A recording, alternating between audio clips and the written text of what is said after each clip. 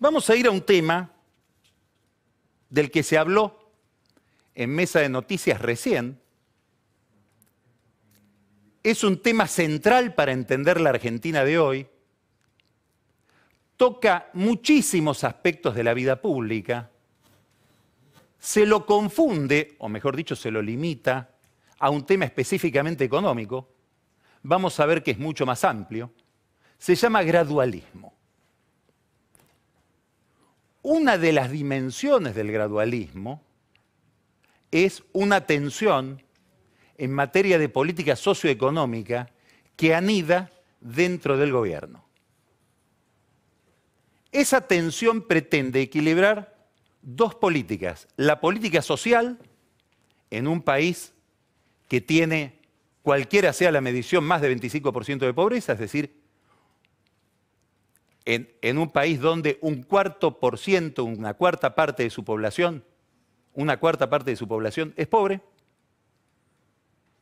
con la política fiscal. Un país con mucha pobreza demanda mucho Estado y mucho gasto público. Un país que pretende bajar la inflación debe contener su política de gasto durante un tiempo, racionalizarla. Una de las herencias más marcantes que dejó el kirchnerismo en materia económica, posiblemente la más difícil de corregir, es una dimensión increíblemente grande del Estado, del gasto público. Si sumamos nación, provincias, municipios, estamos casi en el 45%, es decir, 45% de la economía pertenece al sector público. Macri debe equilibrarse, debe caminar entre estas dos barreras, entre estas dos paredes por un sendero muy angosto, que es el de asistir a la política social y el de, al mismo tiempo, reducir el gasto público. Son dos objetivos contradictorios. Gradualismo es manejar estos dos objetivos de manera relativamente equilibrada. Es una de las dimensiones de la palabra gradualismo.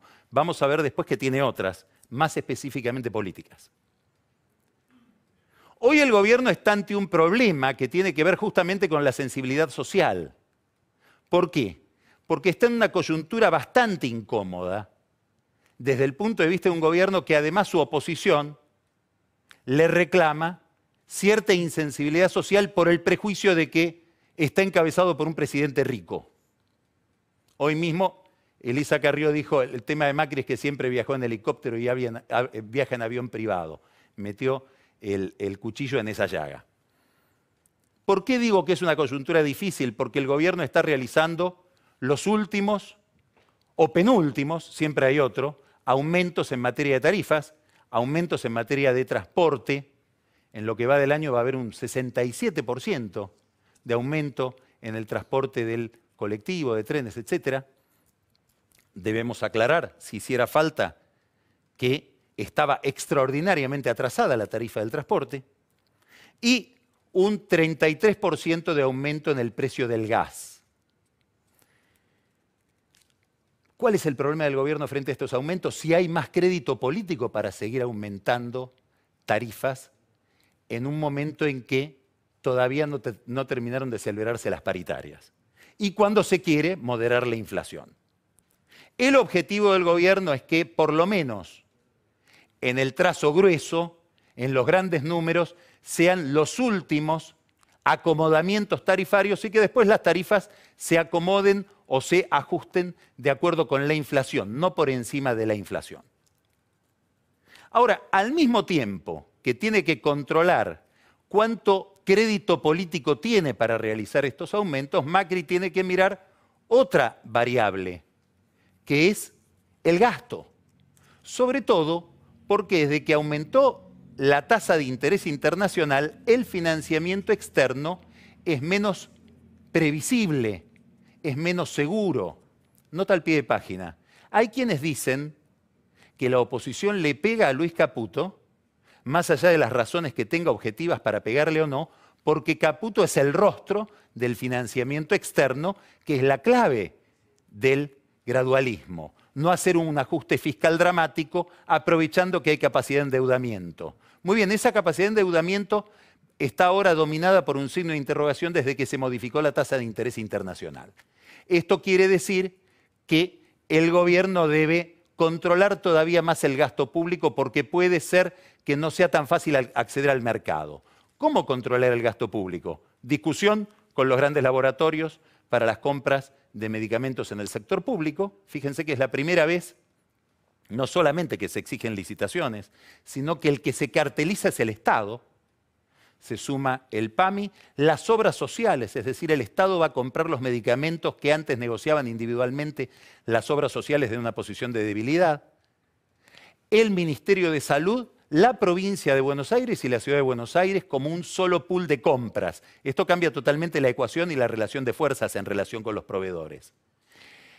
Y algunas medidas que son sumamente controvertidas, sobre todo en los lugares más afectados. Hoy se está discutiendo en Azul el cierre de una planta obsoleta de explosivos de fabricaciones militares. Un día habría que hablar de fabricaciones militares durante la última etapa del kirchnerismo dominada por la Cámpora y durante la primera etapa de este gobierno. Y sobre todo de algunos contratos de fabricaciones militares que beneficiaron a algunas empresas privadas. Al mismo tiempo que se discute lo de fabricaciones militares, se están discutiendo los subsidios a Río Turbio.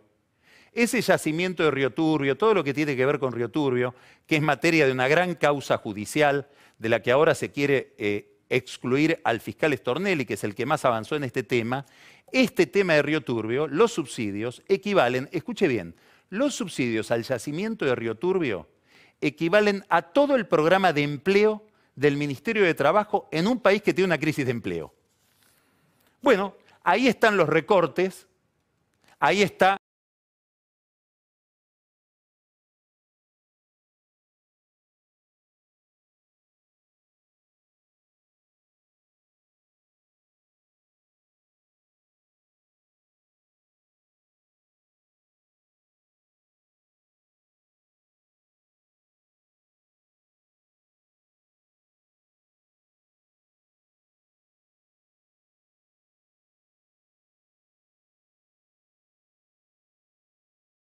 tarifas nuevas, más gasto por parte de, o más ocupación del poder adquisitivo de la gente con salarios viejos. Ahora, si miramos una duración más larga, empiezan a haber algunos números muy curiosos que a mí me gustaría o los invitaría a mirar, para mirar cómo la economía puede estar trayendo o planteando algunas novedades en la disputa de poder político, en los alineamientos políticos y en lo que va a ser la campaña electoral por las presidenciales del año que viene. Me quiero referir a dos números. El primero tiene que ver con la baja en el nivel de pobreza. Macri anunció la semana pasada que los niveles de pobreza bajaron desde 30.3% a 25,7% en el segundo semestre. Estamos hablando en el segundo semestre, perdón, del año pasado. Estamos hablando desde mitad del año 2017 a fines del año 2017. Promedio. Quiero decir, no estamos hablando de los niveles de pobreza de hoy, estamos hablando del promedio del segundo semestre del año pasado. ¿Por qué hago esta observación? Porque todavía en aquel momento las actualizaciones de las jubilaciones y las actualizaciones de la asignación universal por hijo regían con la vieja fórmula, la que se cambió con tanta convulsión a fines de año en el Congreso. Es decir, puede haber una ayudita en esta disminución de la pobreza. Habrá que ver cuánto es la de este segundo semestre que viene. Lo cierto es que hay una baja en el nivel de pobreza, con todos los matices que estoy planteando. El otro número tiene que ver con la creación de puestos de trabajo. Este es más objetivo. Sabemos más de este número. Si tomamos 2017 contra 2016, el año pasado contra el anteaño pasado, hay 433.000 nuevos puestos de trabajo. Es decir, más creación de empleo. Pero hay una curiosidad. Esta cifra, 433.000, se hace sobre una encuesta basada en 31 grandes aglomerados urbanos, 31 grandes ciudades de la Argentina, aproximadamente una muestra de 27 millones de personas. Si esa muestra se extendiera a ciudades más pequeñas, la cantidad de puestos de trabajo reconocida inclusive por economistas de la oposición es de 600.000 puestos de trabajo. Comparación, insisto, 2017 contra 2016. Y ahora nos vamos a meter dentro de este número, a curiosear dentro de este número. 600.000 puestos de trabajo donde lo que más se crea es empleo de baja calidad, empleo en negro.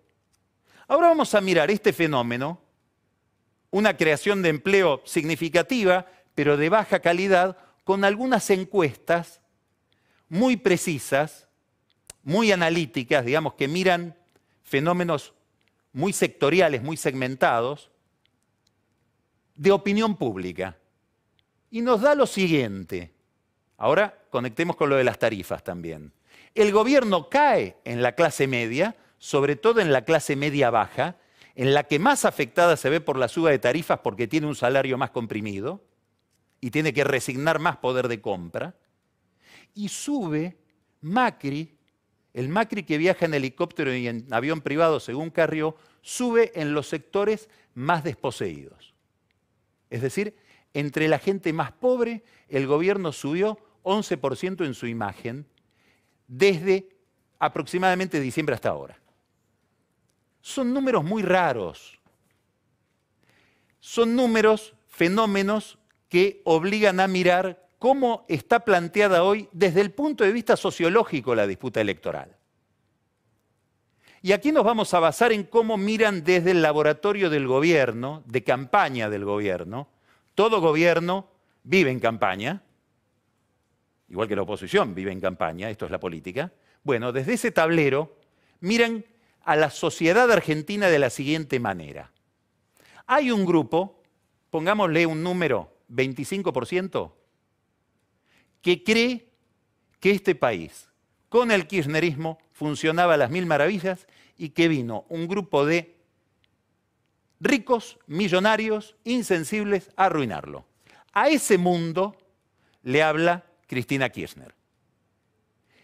Es un mundo al que supuestamente Macri no tendría entrada. Después vamos a ver, subrayar supuestamente. Después hay otro mundo, que si miramos las elecciones legislativas, con todo lo imperfecta que puede ser la comparación entre una legislativa y una presidencial, podría ser el 42%. Bajémoslo a 40%, 38%, ponga un número entre 38 y 42. Ese público cree que lo que da el gradualismo es poco, pero que es lo mejor que puede dar hoy la Argentina, o que lo mejor que le puede pasar hoy a la Argentina es tener un gobierno como este. Quiero 7% de crecimiento, no te lo puedo dar. 5 tampoco. Tengo 3 para darte, 2,5. Bueno, 2,5. Paul Krugman, premio Nobel que escribe en el New York Times, habló, refiriéndose a Estados Unidos, de una frase muy interesante. Habló de una era de expectativas deprimidas. Gente, un núcleo de gente, un sector social que se conforma con mucho menos de lo que aspiraba antes. Pareciera que ese es el mundo al que le habla Macri, el mundo en el que se sostiene Macri, un mundo que sin grandes prestaciones económicas, dice, bueno, yo sigo creyendo que este gobierno es mejor que el anterior. Sobre todo, y acá es donde el factor Carrió es esencial, por eso hay que controlar siempre la relación Macri-Carrió, porque se establece un eje ético de comparación con el gobierno anterior. Cualquier cuestión que tenga que ver con la ética, este gobierno la paga muchísimo más caro que otro gobierno, porque reclama el voto, no por las grandes prestaciones de la economía, no por grandes alegrones materiales, sino porque él mismo dice somos mejores que los otros. Por eso Caputo tiene que estar dando explicaciones pasado mañana en el Congreso. En medio de estos dos núcleos hay un mundo al que le habla el peronismo no kirchnerista. Es un mundo que dice, no, a mí Macri me gustaba. Ah, pero no lo voté para que me aumente las tarifas. No lo voté para que me reprima el salario. No lo voté para un ajuste fiscal. Ese es el mundo al que le habla en alguna medida Urtubey, en buena medida Massa. Es un mundo de la clase media, media baja, al que estos dirigentes políticos le dicen, Macri sí, Costos no. Macri por los modales, en todo caso por la institucionalidad, en todo caso porque gustan las encuestas, pero costos económicos no, no los vamos a bancar. Problema para este grupo de peronistas. ¿Por qué? Porque en lo esencial al peronismo, que es el discurso socioeconómico, se diferencia muy poco de Cristina. Es difícil saber si en el peronismo la diferenciación por lo institucional, por los modales, etcétera, es una gran diferenciación interna. Daría la impresión de que el peronismo se fundó sobre la base de un discurso económico-social. En esto coincidirían bastante en la práctica Urtubey, Massa y Cristina.